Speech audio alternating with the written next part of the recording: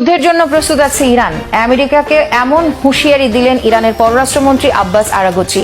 তবে ইরান যুদ্ধে যেতে চায় না উল্লেখ করে তিনি জানান আলোচনার জন্যও রাজি আছে তার দেশ। এর আগে আলোচনার বিষয়টি নিশ্চিত করেছেন মার্কিন প্রেসিডেন্ট ডোনাল্ড ট্রাম্পও।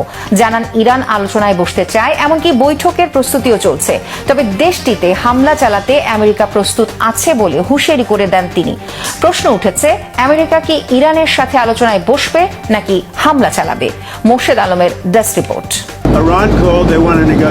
যুক্তরাষ্ট্র ইরান সম্পর্কের উত্তেজনা যখন চরমে, ঠিক সেই মুহূর্তে ওয়াশিংটনের পক্ষ থেকে দেয়া হলো নতুন এক কূটনৈতিক সংকেত। মার্কিন প্রেসিডেন্ট ডোনাল্ড ট্রাম্প দাবি করেছেন ইরানের শীর্ষ নেতৃত্ব তার সঙ্গে আলোচনায় বসতে আগ্রহ প্রকাশ করেছে এবং সম্ভাব্য এক বৈঠকের প্রস্তুতিও চলছে।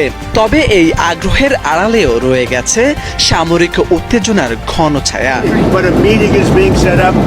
আন্তর্জাতিক গণমাধ্যমের তথ্য অনুযায়ী স্থানীয় সময় 11 জানুয়ারি এয়ারফোর্স ওয়ানে সাংবাদিকদের সঙ্গে আলাপকালে ট্রাম্প জানান ইরানের নেতারা তাকে ফোন করেছেন, তারা আলোচনা করতে চায়, একটি বৈঠকের প্রস্তুতিও চলছে। তবে সঙ্গে সঙ্গেই তিনি কড়া সুরে যোগ করেন, বৈঠকের আগেই আমাদের হয়তো পদক্ষেপ নিতে হতে পারে। একদিকে আলোচনার আহ্বান, অন্যদিকে সামরিক হুমকি, দুই সংকেতেই একসঙ্গে দিয়ে যাচ্ছেন প্রেসিডেন্ট ট্রাম্প। এতে অনিশ্চয়তা আরো ঘনীভূত হচ্ছে। তবে ইরানের পক্ষ থেকে এখনো আলোচনায় বসার কোনো তথ্য বা আনুষ্ঠানিক বিবৃতি পাওয়া যায়নি। সাম্প্রতিক সপ্তাহগুলোতে ইরানে সরকার বিরোধী বিক্ষোভ ব্যাপক রূপ নিয়েছে।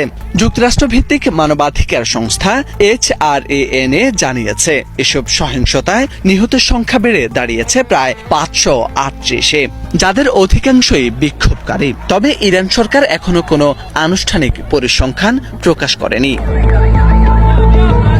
বিশেষজ্ঞদের মতে ইরানের অভ্যন্তরীণ অস্থিতিশীলতা ও আন্তর্জাতিক চাপের মধ্যেও তেহরান সহজে ওয়াশিংটনের সঙ্গে আলোচনায় বসবে না। আবার মার্কিন সামরিক বিকল্প ব্যবহারের ঝুঁকিও উড়িয়ে দেওয়া যায় না। ফলে মধ্যপ্রাচ্যের ভূ রাজনীতি নতুন করে এক উত্তেজনাপূর্ণ মোড়ে দাঁড়িয়েছে। ইরান যুক্তরাষ্ট্র টানাপোড়েনের এই নাটকীয় পরিবর্তন কূটনৈতিক আলোচনার দিকে যাবে নাকি সামরিক সংঘাতের দিকে গড়াবে, সেটি এখন বিশ্ব পর্যবেক্ষকদের মূল প্রশ্ন। মোর্শেদ আলম, বাংলা ভিশন।